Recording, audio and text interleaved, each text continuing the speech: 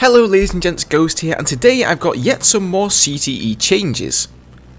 Now normally I don't cover the CTE this regularly. I know the past couple of videos have been solely on the CTE as well, but what can I say, DICE just seem to be pumping out the patches every couple of days, and when it concerns the air gameplay, I feel that it is somewhat my duty to fill you guys in on that aspect. So as I'm sure you're all well aware, yesterday there was a special Battlefield stream where we could go in servers with Battlefield devs and also Level Cap and, who was the other guy, Dark something or other. I don't really follow the guy, so I'm not sure what his name was, but he's another YouTube personality, or Twitch personality, I believe. In any case, we were able to ask the game devs, specifically Dan Mitre and David Serland, otherwise known as Tiggy, some questions about Battlefield 4. Now, I decided to take the opportunity and ask them a little bit about the CTE and the core air prototypes that are coming out and have been coming out so far.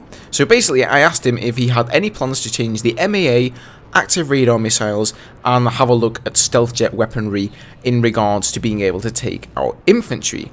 And he essentially gave me a resounding yes, which was really cool. So I'm glad they picked my question, and I'm definitely glad that David Serland answered it with a yes. So what I would say is, without a doubt, the biggest change in this patch is the changes to all of the stealth jet main cannons. So that's the 20mm, the 25mm, and the 30mm. At long last, they have been looked into, and their damage multipliers have been changed around a little bit.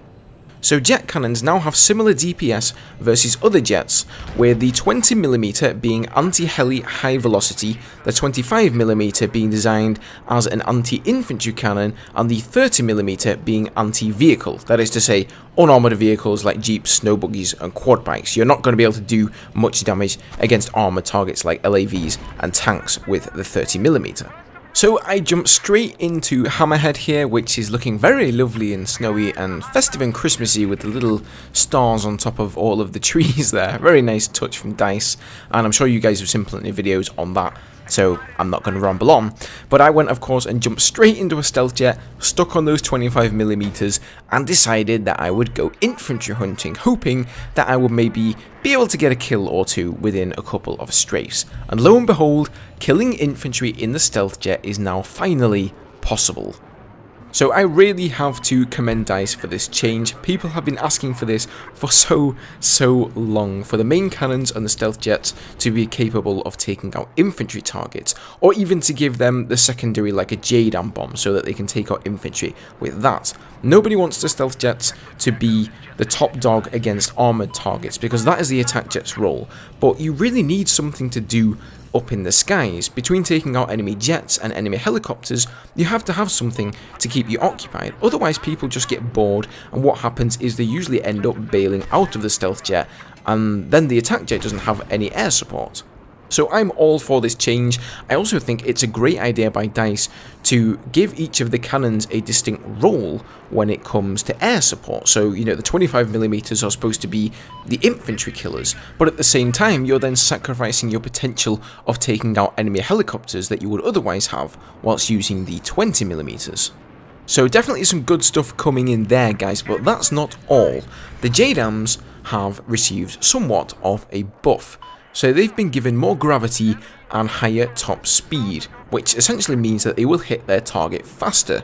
I'm sure that you all know, JDAMs are pretty slow hitting, and a lot of people have great difficulty in using them, getting kills, and just getting hit markers on vehicles and such. Personally, I can't say that I've had that much trouble. I find them really effective. They're my preferred weapon of choice, but I wouldn't say that giving them a little bit of a higher top speed and a little bit more gravity so they do hit their mark and were perhaps able to get away with dropping them from a slightly higher distance is a bad thing. I think it's a good thing, and I think it will work pretty well. Unfortunately, I couldn't get any footage of it or try it out because there were no servers with maps that had attack jets on them, so I'll have to wait to try that until a later date.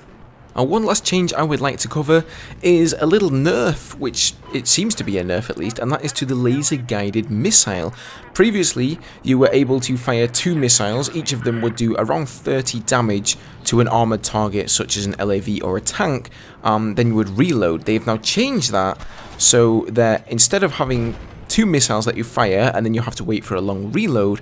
You have 1 missile that you can fire at a time, then you have to wait for the reload, which will be shorter, and then you can fire the second missile. So that overall I do believe is a little bit of a nerf. Instead of getting 60 damage in essentially all at the same time, you're now only going to be able to do 30 damage at a time. Now there are plenty more changes to look at. I'm not going to cover them all here in this video, but I will of course link the post down below so you guys can go and peruse that at your pleasure. As always guys, let me know down below what you think about these changes, and if you have access to the CTE, go and get in those stealth jets, whap on those 25mm and try and kill some infantry. Try it out for yourself. I find that using the laser guided missile as a spotting mechanic works really well. Try and find the infantry on your minimap, spot them up in a laser guided screen, and then you just have to nose down a little bit for your cannon strafe. As always, thank you so much for watching guys. I hope you have a great day, and I'll see you all in the next one. Cheers.